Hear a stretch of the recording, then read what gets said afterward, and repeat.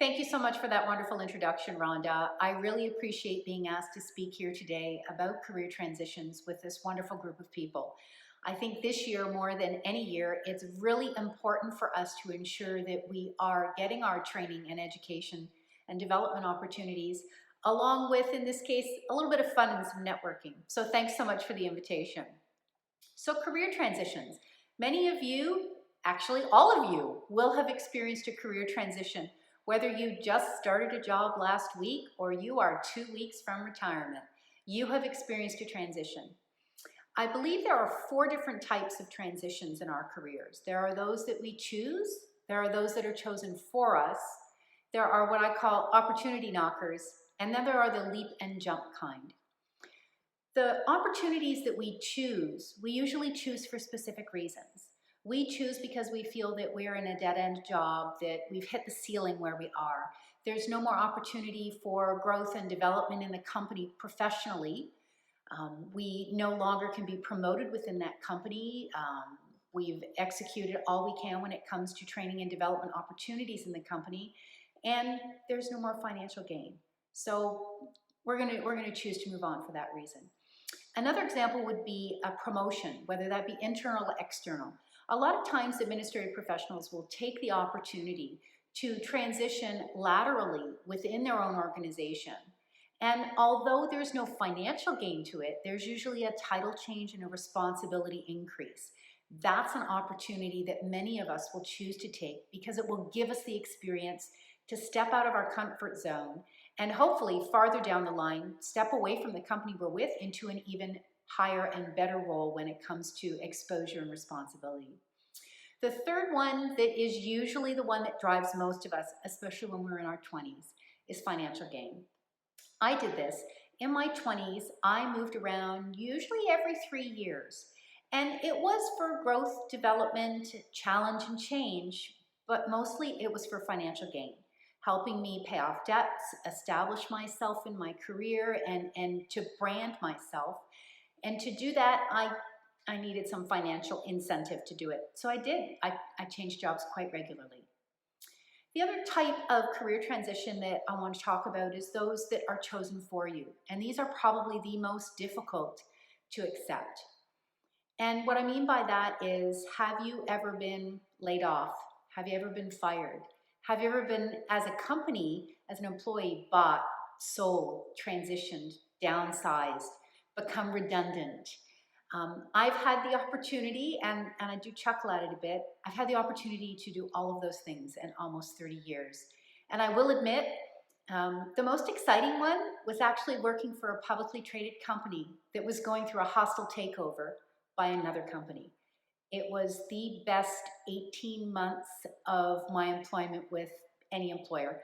There were such high highs and such low lows. And the camaraderie and the culture in the company just brought everybody so much closer together during that time. But in the end, I got a piece of paper at the end of it that said I was out of a job. So it was very hard to adjust to. The fourth type of career that you can transition through is one that you choose to jump or leap to. And that's something I've had personal experience with in the last year, where I left the corporate world, where I worked for one employer with one boss.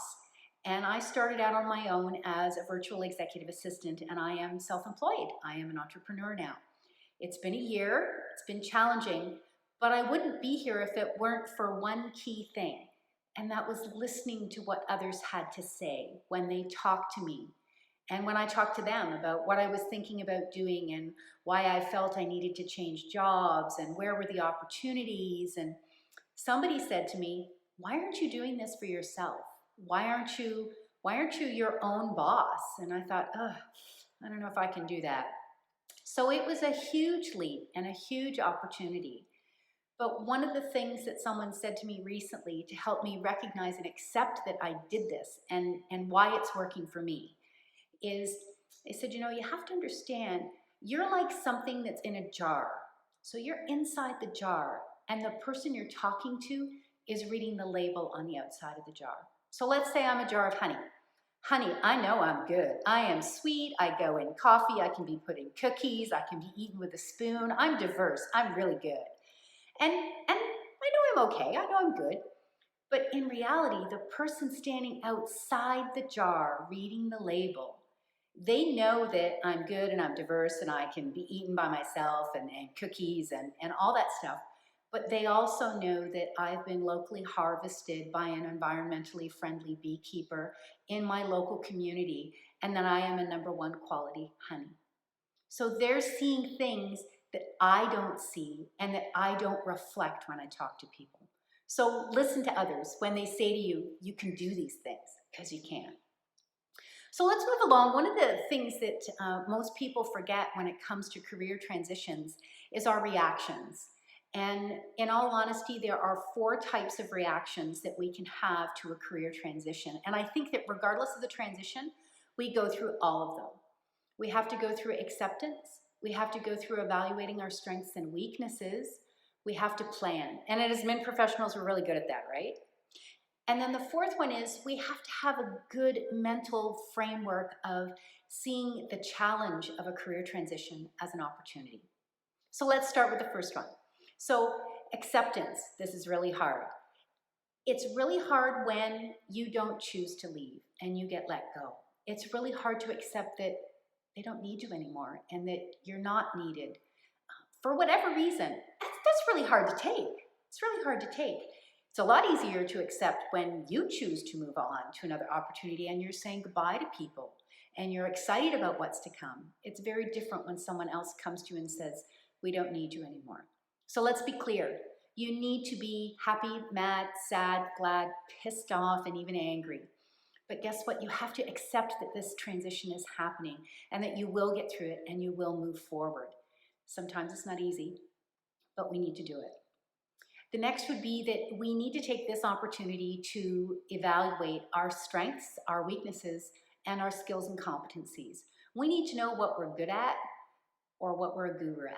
They're 2 very different things, and we need to do that for a few things. We need to make sure that we clearly understand what skills, what computer skills do we just rock out of the park?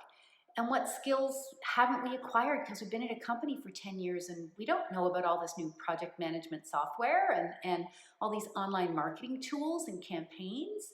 There's some learnings that need to be done there. And when I talk about skill set and competencies, let's be clear. Let's use Microsoft Excel as an example. If you are comfortable around spreadsheets and formulas and you can, put information into a spreadsheet and have it total things up and make different calculations for averages and means and things like that, yeah, you're okay in Excel. If you can take a tab delimited file that's bringing data from another program, put it into Excel, make it a pivot table, and have that pivot table automatically generate graphs and charts, yeah, that's a whole other skill set. So be brutally honest with yourself about where you are from a skill set perspective, because that's going to come in handy at the next step. The next part of reacting is to plan, and plan again. And as admin professionals, I think we do a pretty good job of that, in all honesty. But here are 3 things that we need to make sure we're planning. We need to plan financially, we need to plan for our education, and we need to plan for networking. Now, by planning financially, it can mean a few things depending on the situation you're in. It can be, how long am I going to be unemployed? It's not going to be a couple of days. It might be a couple of weeks. It's probably going to be a couple of months.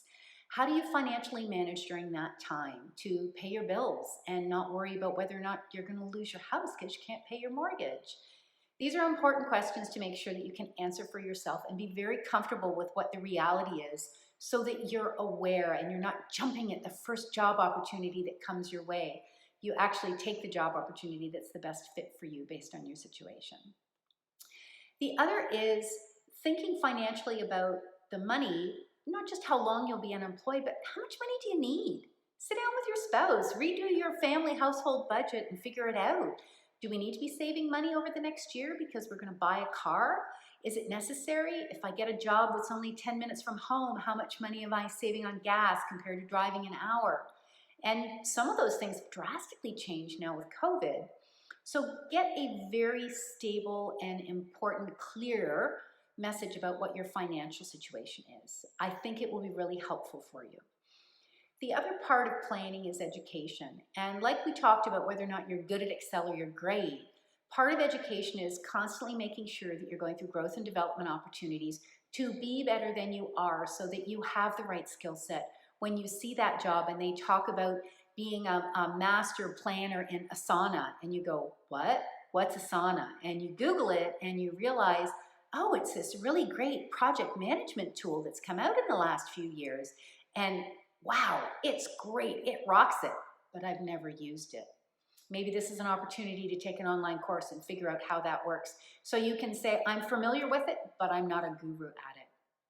The other part about education planning is if you're going to be off of work for even a little bit, and maybe your next opportunity is working from home or part-time, maybe now's the opportunity to think about part-time education, whether that be finishing a college or university degree or taking something new online, or hey, go big. Is this an opportunity to really set yourself up for success and get your master's in something? Is that something you want to do? Part of that is planning. Do you have the time to give, and do you have the financial investment to give? And will you get that back in the next 20 years of your career if you spend the money now? So lots to think about when it comes to planning. The third part about planning is networking. And as administrative professionals, we don't often spend enough time doing this. We are doing it during these few days with the Admins Rock Conference, which I think is great. But we need to have purposeful networking. And part of what I've done in the last 5 years is be purposeful about my networking when it comes to being virtual. And the program I use most is LinkedIn. I really enjoy it, it's very functional, and it is my professional network. Facebook, Instagram, all those other social media channels, they're all for personal for me. But LinkedIn is professional. And it's not about just clicking connect with someone. Send them a personal message about why you want to connect with them so that you give them a reason to be connected with you. When's the last time you read a really great book? And of course you shared it on Facebook to tell all your friends and family you had a good time reading this book and they should do it too.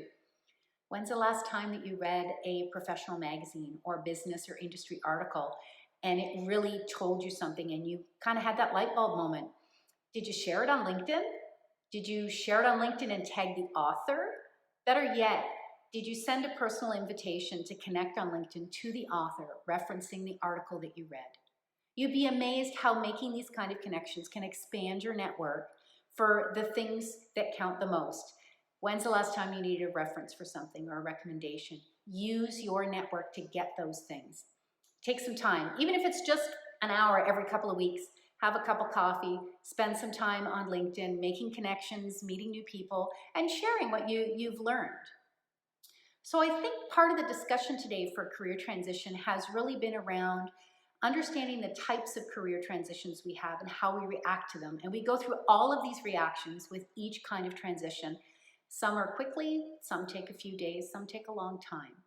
So I think it's important for us to understand that career transitions are a temporary state. You don't stay there forever, but you do move forward and you move through transition rather than just over and on to the next thing. So I'd like to take this chance to thank everyone today for taking the time to listen to what I had to say about career transition. But I'd also like to remind you that it's really important that, especially during this time of COVID and during any career transition you have, that you remember to be resilient and remember to be focused on moving forward and moving through the transition. I'm reminded of the movie Finding Nemo and the fish named Dory. She forgot everything. She couldn't stay focused on anything. Well, guess what? We get like that a lot. And one of the things Dory did was she just kept swimming. And if we continue to swim through our career transitions, we will get stronger, and we will be stronger on the other side when we get to the next opportunity. Thanks again so much for your time today. Keep networking, and if you'd like, look for me on LinkedIn. I'd be happy to connect. Thanks again for your time, and have a great day.